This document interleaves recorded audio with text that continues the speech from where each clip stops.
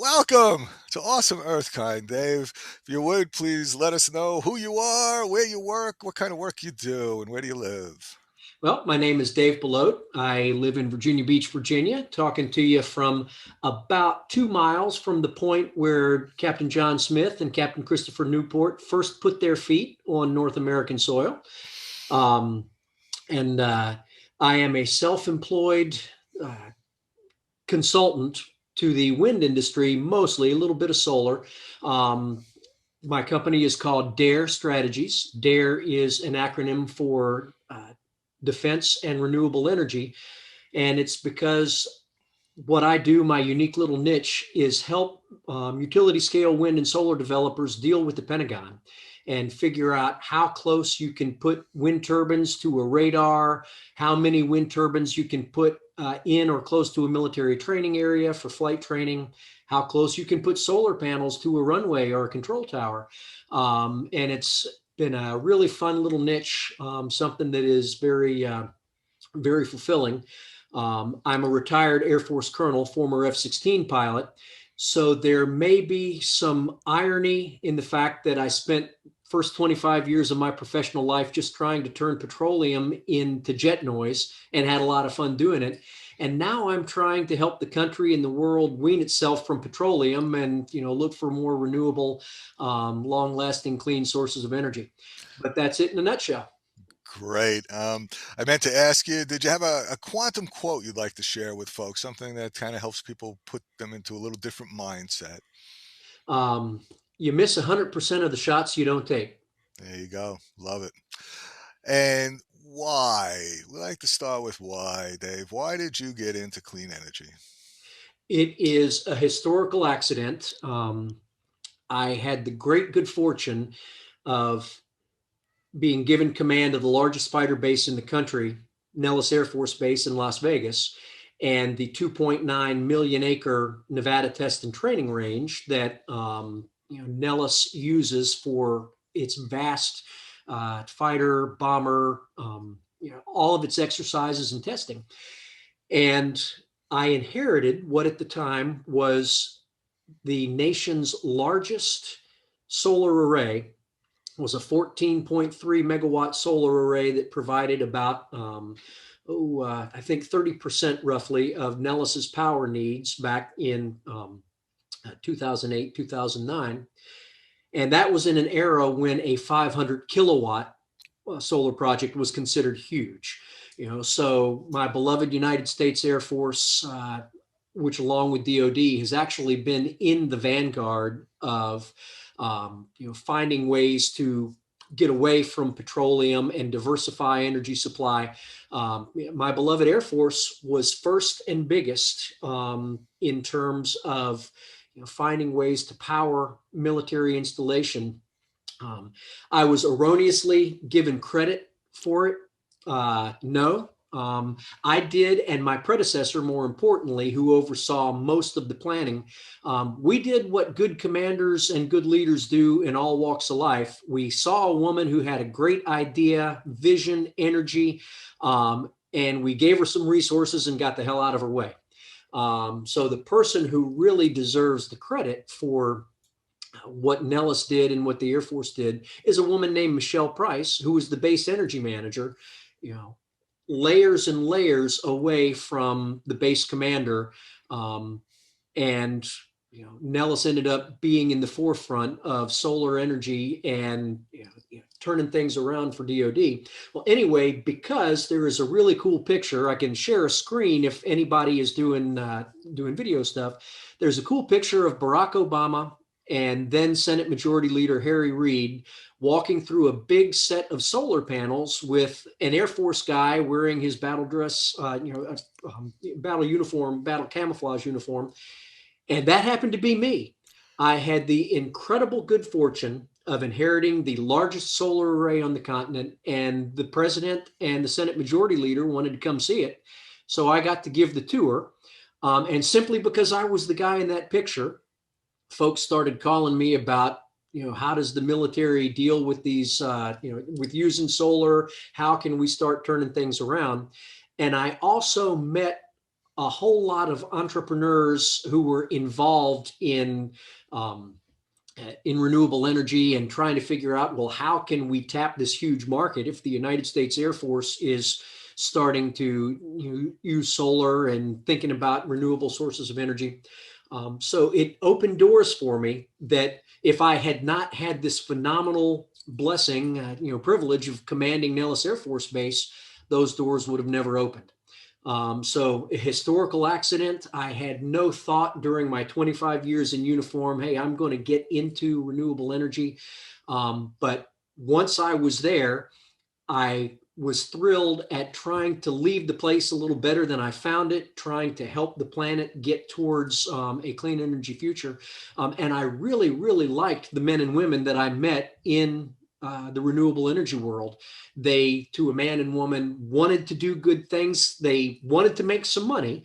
Our whole system is going to crumble if your company can't return investment for its investors. But as long as you try to do well by doing good, you are putting your investment, your time, your energy into something that does make the planet better for all of us. I say more power to you if you're making some money and helping create jobs at the same time. So I guess that'll put me into the other thing that got you and me together in the first place and has helped me continue down this path is I went into the Pentagon afterwards to do renewable energy policy as a senior civilian. I perhaps no good deed goes unpunished. Folks had seen what I had done. And the then Deputy Undersecretary of Defense, a woman named Dorothy Robine, said, hey, do you realize that, you have a unique ability to work some military type issues in renewable energy? Will you come do that in the Pentagon? I told her no after I retired. I had no desire to go to a Pentagon cubicle. She was persistent. She was persuasive. And, I ended up back in the Pentagon, at which point I met a good friend of both yours and mine, Nicole Lederer, co-founder, still chair of Environmental Entrepreneurs. I was, working this policy bit, and she was trying to find folks who could help explain the Pentagon to renewable investors and renewable entrepreneurs. That continued to open doors for me. So when I finally escaped the gravitational pull of the Pentagon, it only took me 27 years to realize that if your paychecks aren't signed by the U.S. Department of Defense, A, they can be a bit larger, and B, you have so much more personal freedom and ability to just say, yeah, I want to work over here. This is where I'm going to focus.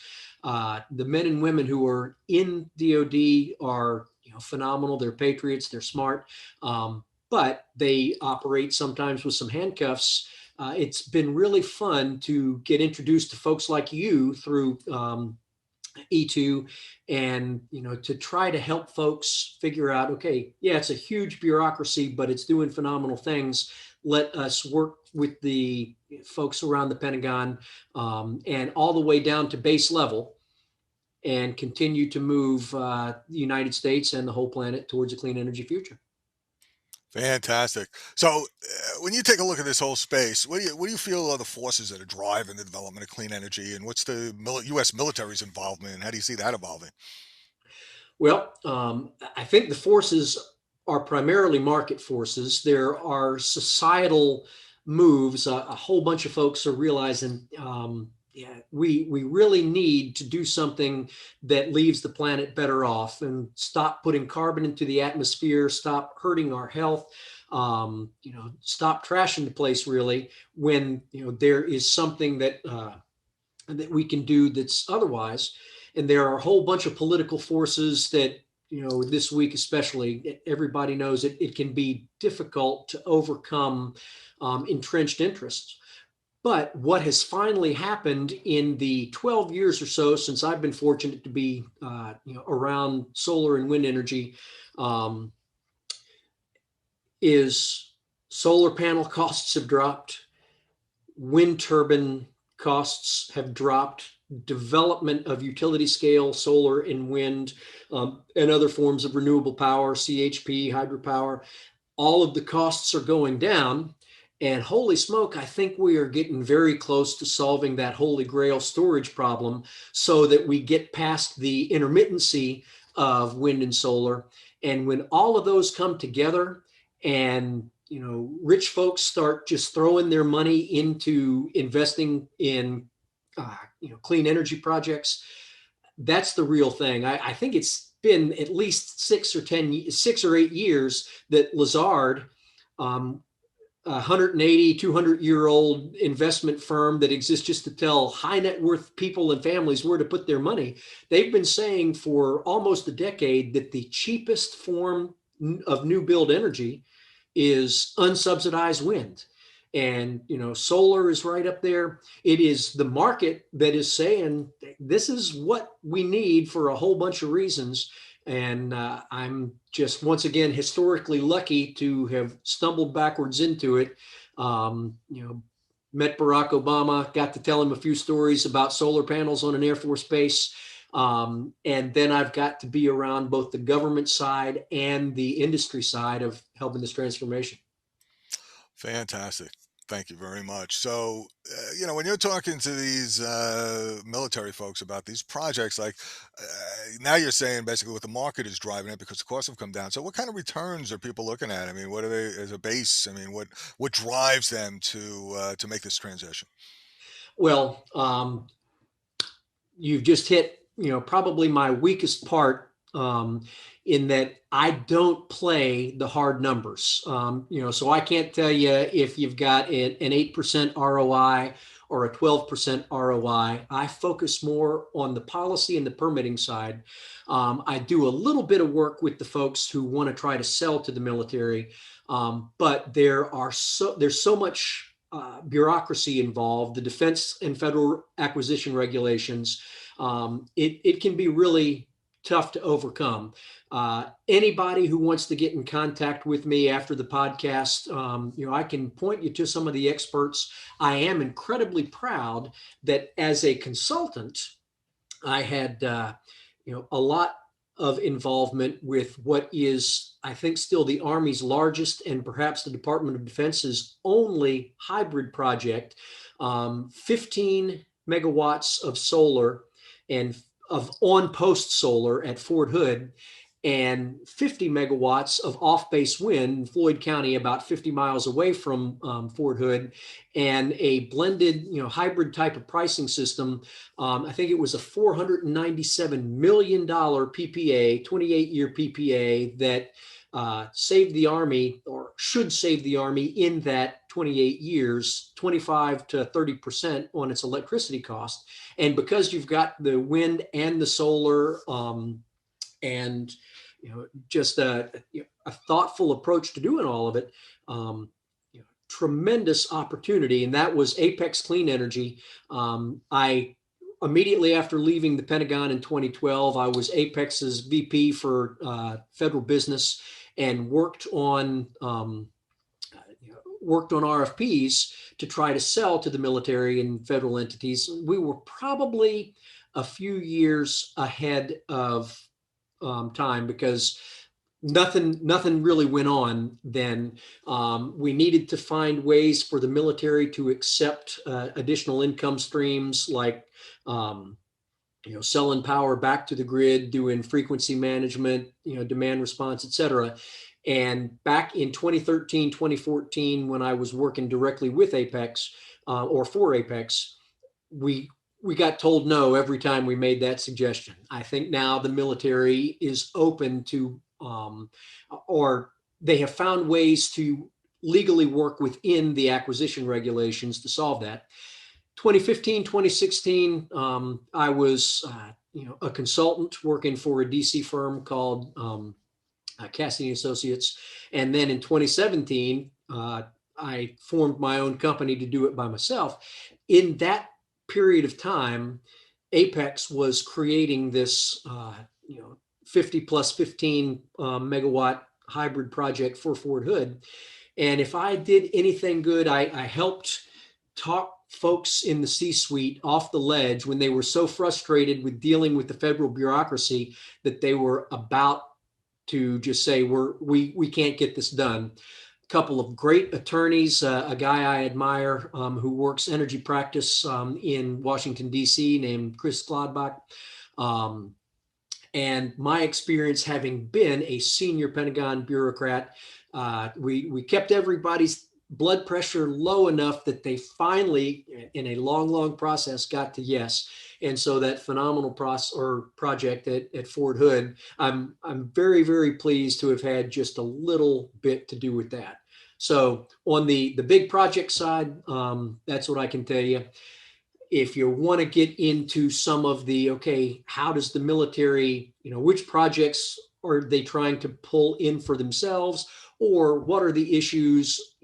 Why do we sometimes have military members trying to block wind projects or solar projects in certain area? That is more my little niche. As this guy who has been a fighter pilot and a huge base commander and a Pentagon bureaucrat and a wind and solar developer, there aren't many of us that I've run across that put all of those disparate experiences into one. Um, Happy to go there if you think your listeners would be interested.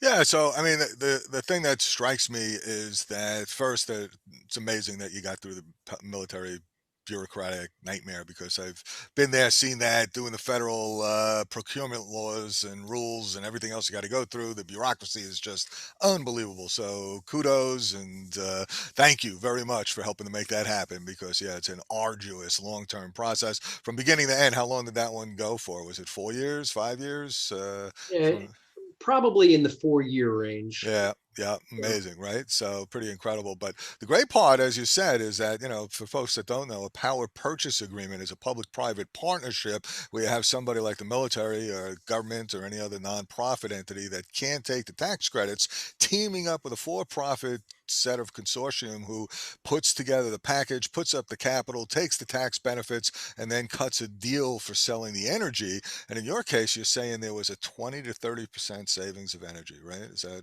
where we're at? Say cost savings. Cost savings. Military bases have to go through, by federal law, they have to go through the local utility provider. And so, you had to pull that in as well. So, lots of I's to dot, lots of T's to cross. But you're absolutely right. The military can, I think it's section 2922A of Title 10, which allows DOD to enter up to 30-year power purchase agreements for energy. It was a unique thing that was inserted to federal law back in the late 80s so that China Lake could build a geothermal plant, Navy China Lake. And some bright people during the Obama administration, going back to the woman I mentioned earlier in the podcast, Dr. Dorothy Robine, who was the Undersecretary of Defense for Energy Installations and Environment. They figured out, hey, this exists and this is how we use it. So one of the things that hurts power producers, especially independent power producers, in dealing with most of the government, is most of the government can only do a 5-year contract. Because of this thing that was inserted into federal law almost 40 years ago for a completely different reason, DOD can go up to 30. And so that fact was what allowed this hybrid project, off-base wind, on-base solar, to go forward. They put switches in the system to allow for batteries. Batteries, 5 or 6 years ago weren't at the point now, and they couldn't financially make it work inside the pro forma for this project. But there may be an option in the future, to go back and put batteries on it as well. One of the guys who was deeply involved, he was the COO at Apex at the time, a guy named Steve Vavrick. He is now CEO of a company called Broadreach Power, technology agnostic storage company. And he and his team are going all over just trying to deploy mostly batteries, but they are looking for anything that allows them to be that alternative to peaker plants. Obviously everybody knows, or most people in this space know, that utilities have quick demand, very often gas, sometimes coal-fired peaker plants. Well, if you can have a series of, non-petroleum based storage solutions that are your immediate dispatch.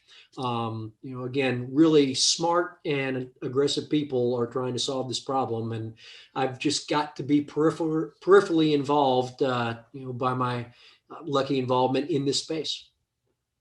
Fantastic. So, in addition to the contract challenge, were there other challenges that you came through, and what were those like, and what kind of lessons did you learn, and what are you doing differently now that you when you talk to folks? Well, the biggest challenge, especially in my niche of trying to make sure that the military and the renewable energy industry coexist peacefully, um, is to explain, to really translate to people on both sides languages and experiences that they don't really get. Um, the entrepreneurial side, the wind and the solar developers, they are used to just working their butts off, going as fast as they can, getting investors, getting landowners, developing a project, saying, let's go, let's execute here. And folks in the Pentagon really don't understand any of those market driven forces. The biggest thing that's happening right now is turbines are getting taller because the technology is getting better, and the higher up that you have the hub of the turbine in more consistent, stronger winds, the more energy you are going to produce, the higher the NCF, net capacity factor, of the project is going to be. But the military had just gotten its mind around, okay, well, 500 feet, if these towers are up to 499, we can figure ways. We don't like to overfly them, but we could every once in a while. But now, turbines in just the next couple of years are going to be 700 feet, 800 feet. And the military, on the one hand, in the United States of America, is going to have to train around those. On the other hand, if we ever fight in China or in Russia or in Eastern Europe, our men and women who are flying and fighting our nation's aircraft, they're going to have to deal with turbines all over the place. So one of the big issues is to look at a group of military operators and commanders and say, okay, on the one hand, it's not as difficult to coexist. We have ways of ensuring lateral deconfliction. We can work with you in some cases to put, night vision compatible lighting on turbines, which is now, has been validated by the FAA. We can work with you to move a few turbines, or to pay, the wind industry can pay to upgrade military radars that may be impacted by turbine-based interference. But every military commander's job, first and foremost, is to accomplish their mission. And they're used to saying no, or I really don't want you to build that there. And so explaining to commanders how to get to yes when they're overworked, they're underpaid, the patriots that they are leading are just working their butts off all over the place. Well, now they got to learn something new about wind and how to coexist around turbines. So that can be a challenge. My biggest frustration up to this point, I have been involved both through wind industry consortia and specifically with one project to bring floating offshore wind to the central coast of California. And pretty much the biggest impediment right now is Navy and Air Force training. And I went out, and somebody that I knew from years of working in the Pentagon, a guy who had been the director of sustainability for both the Point Mugu Sea Range and China Lake land ranges for the Navy. After he retired from that job, he moved to Duck, North Carolina, because he said, I'd love to retire near a California beach, but I can't afford it. So I'll retire to a North Carolina beach. Well, I happen to have a little beach cottage about 4 miles from his. And so we met at a bar right in the middle, and I convinced him to come help us, figure out how to site um, renewable energy off the coast of California. And we dealt with a whole, the working through the Pentagon, a process called an MRT, Mitigation Response Team, which is something that under federal law, the Pentagon and the affected military services set up to talk to major energy developers when there is a potential military impact. We spent a couple of years and we had all of the worker bee and mid-level folks saying yes. Colonels and Navy captains, GS-14s, GS-15s. We had gotten to a spot where it looked like it was going to work. And a three-star admiral stepped in and told his folks no. And a Trump political appointee, in the week before she left office a year or two back, she transmitted an official position from the Navy to the Department of Defense that they opposed this project, that everybody at the bottom level had told us, because we had worked very closely with them, we've got to figure out how to do this together. That stopped the project. And so we have been in kind of a kabuki dance for a year and a half. The congressman from the affected area has been involved. Language was actually put into the National Defense Authorization Act accompanying report for folks who understand the difference between the legislative language and the accompanying report language. Basically, DOD has been told, hey, you guys got to play a little bit better in the sandbox and work a little bit harder to find a way to yes. And my point to some of the folks who were then, Trump political appointees is, look, if the U.S. Navy is going to fight in China, if you are an American Air Force or Navy, if you are flying, if your airplane is pointing, flying from the east, pointing towards the west, towards the Chinese coast, you're going to have spinning wind turbines on your radar screen and in your head-up, display field of view. So why don't we work together to find, the right spots to put these turbines? Some of the stuff that wind industry members have done with NORAD, the North American Aerospace Defense Command, for example, is sign curtailment agreements to stop turbines under very strictly controlled situations. But if you needed to do a test out there off the coast of California for something that required an electromagnetically quiet environment, working together, the wind industry and the Navy and the Air Force could stop the turbines for a few hours, do what's needed. And then the rest of the time, the men and women who are training out there will see on their radar scopes and, see around their aircraft exactly what they'd see if we were fighting in the Western Pacific. So the big frustration is we got so close to yes, and then politics jumped in. And stopped it. And we have been in, that kabuki dance, as I described. I am optimistic, especially with John Kerry from the national security side and Gina McCarthy from the domestic policy side, that hopefully there will be a much more careful push towards getting to yes and finding that exact balance. There are spots where the military needs us not to have spinning turbines or perhaps not to have different types of energy projects. But in the last 10 years, those have statistically proven to be, no more than 4 to 5% of the time. And with the world going where it's going, I am cautiously optimistic that, the incoming administration pushed with all of the market forces you and I talked about at the beginning of the podcast. And, by smart men and women wearing uniforms who do realize, yeah, this is where the world's going. Taller turbines, up and down coasts that we might have to surveil or fight around.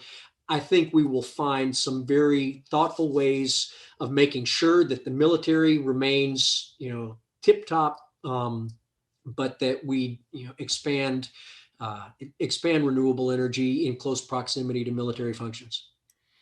Fantastic. Thank you so much, Dave.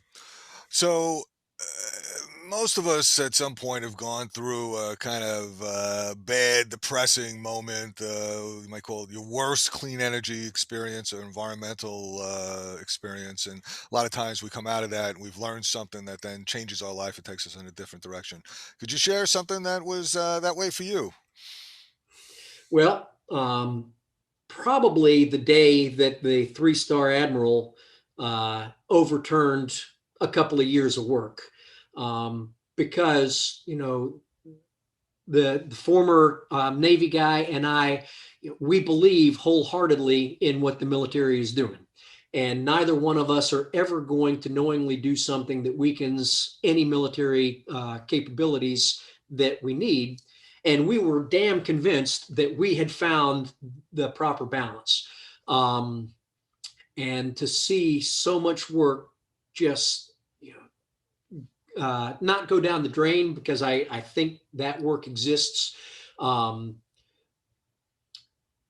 But the missed opportunity, the yeah. missed opportunity, because we could be 2 years closer to offshore wind for California. And if you take a look at California's energy requirements, especially as they're bringing some of their nukes down, especially after the impacts of the fires, trade wind driven offshore wind, coming into soon to be decommissioned nuclear stations like El Dorado or Diablo Canyon, not El Dorado Canyon, a different thing from my military past when F-111s flew into Libya. Um, Oh, yeah. yeah, Diablo Canyon, Morro Bay, there are so much opportunity. We just need a more open conversation. And so uh, I guess the lesson is you've got to develop those relationships early, and develop those trust things early, so people on both sides who speak different languages and who grow up in English being the language, but if you are a military member and there are so many dialects within the military, pilots versus ship drivers versus tank drivers versus logisticians, the energy professionals who are a tiny niche inside all of that, um, you know, and outside, none of those people always completely communicate within their, some folks would call them bureaucratic silos. When I was still in the huge Pentagon bureaucracy, we called them cylinders of excellence. Um, and then understanding the market forces and everything, the policy decisions, the need to bring climate as a into everything that we do as a nation. um, we've got to do a better job of opening the books completely, finding ways to not hide behind security classifications or confidentiality and say, let's get together right now and solve this. So, that story has yet to be written. But again, I am hopeful that a whole lot of really smart and well-meaning people wearing uniforms, career DoD civilians, and people who have invested their whole professional lives in developing alternative energy sources.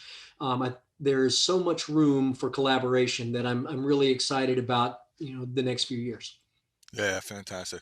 I mean, I saw a report from the Pentagon saying that climate change is one of the largest threats to national security now in the world because of all the impacts that it's going to have on populations and resources and everything else. And it's Populations that live very, very close to a coast and are losing habitable space.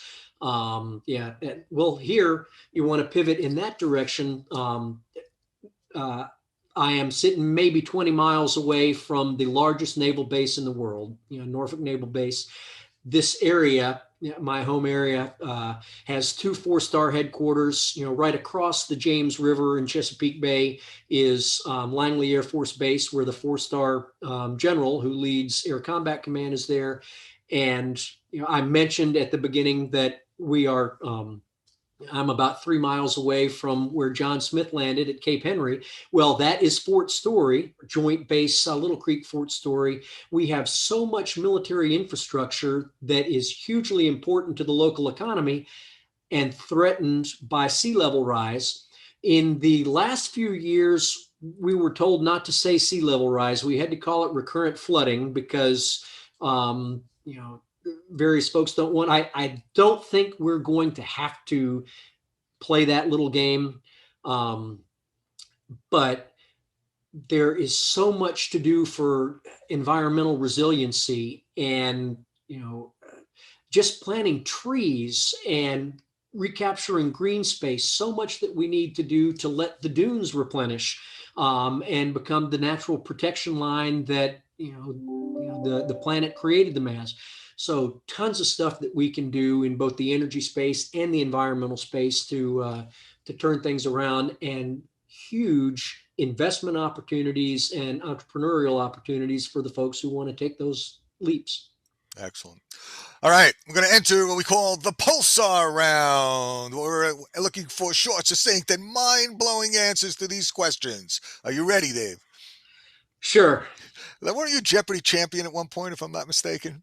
I am a 5-time Jeopardy champ, a former tournament champion, semifinalist, and I was thrilled and blown away that one of my episodes was repeated just a week ago as one of Alex's around the world showcases. So I got Yeah.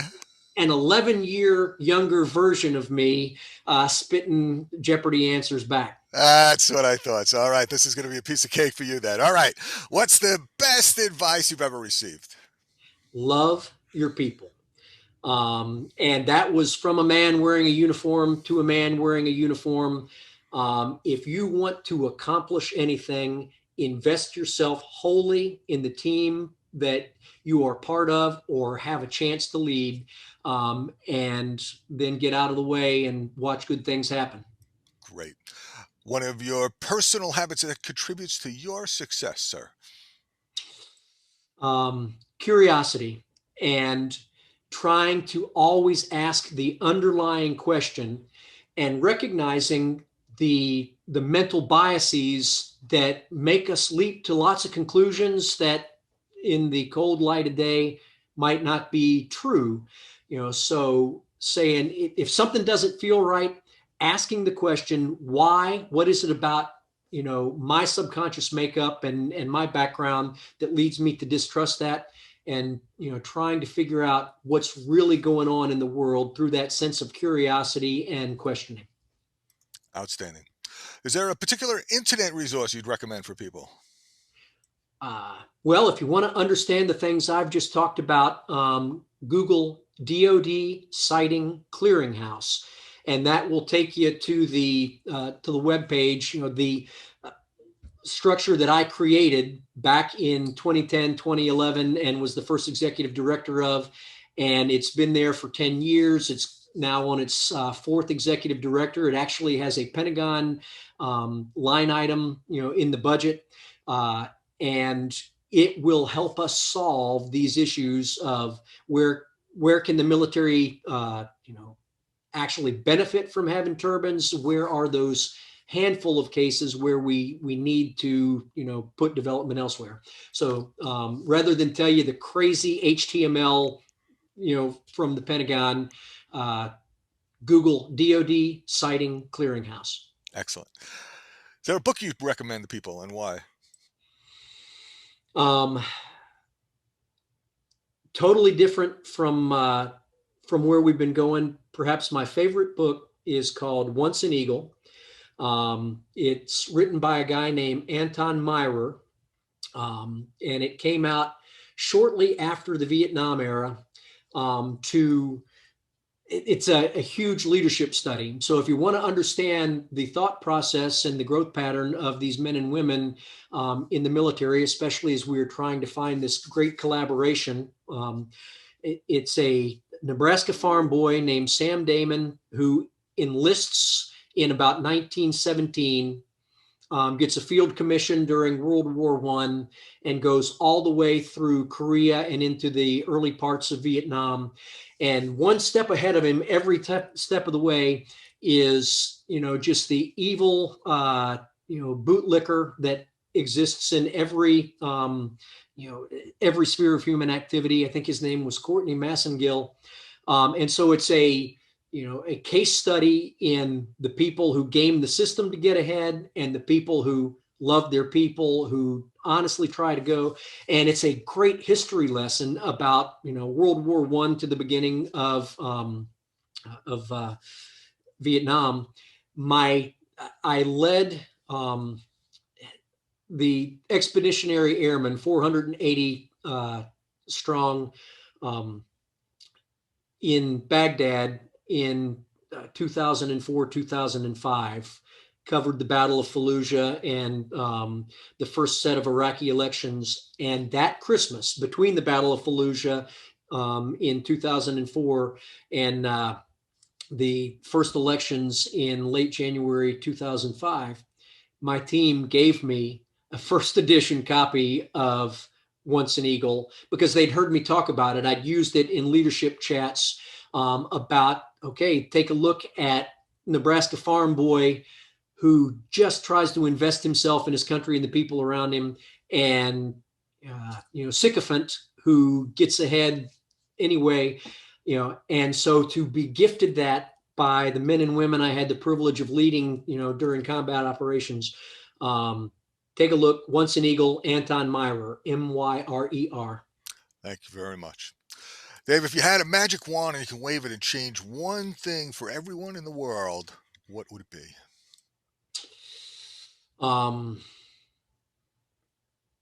Batteries or storage, because once we've got that, our energy problems are solved. Outstanding. All right, here's a fun part.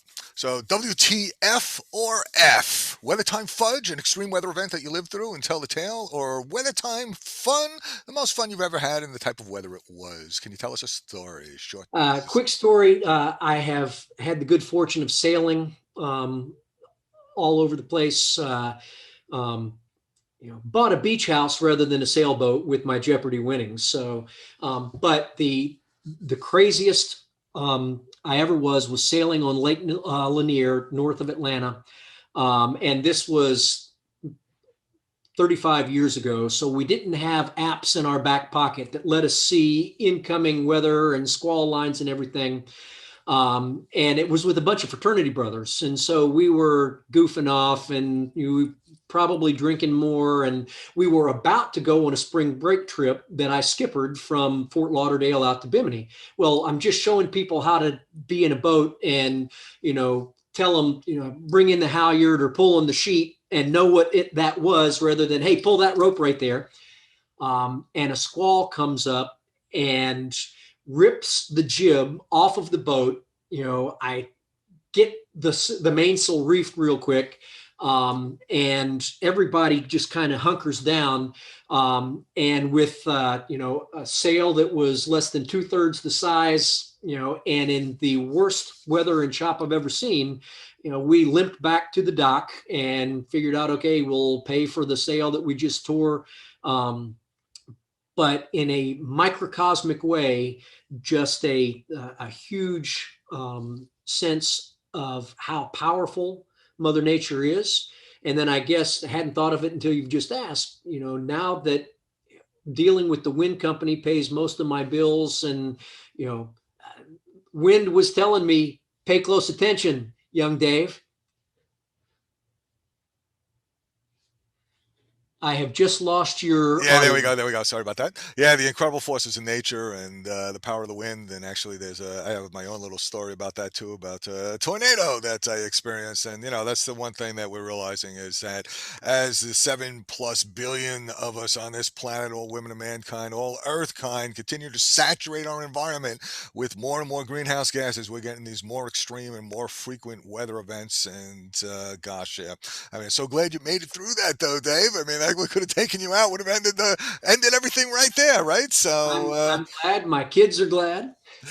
yeah, all the rest of us are glad. So glad too, Dave. So thank you, and so glad you made it, man. All right, what's the one thing you're most energized about today? An incoming administration that is going to prioritize climate and renewable energy sources. Outstanding. All right. piece of parting advice, grand finale, and if you want people to contact you, what's the best way? Um, Parting advice is don't get into ridiculous arguments. Follow the market, and let the investment flow where it's obviously going. My business address is Dave at darestrategies.com. I don't bother with a website, because of this unique little niche that I'm in. It's word of mouth, and people know. People in C suites in the wind industry at least seem to know.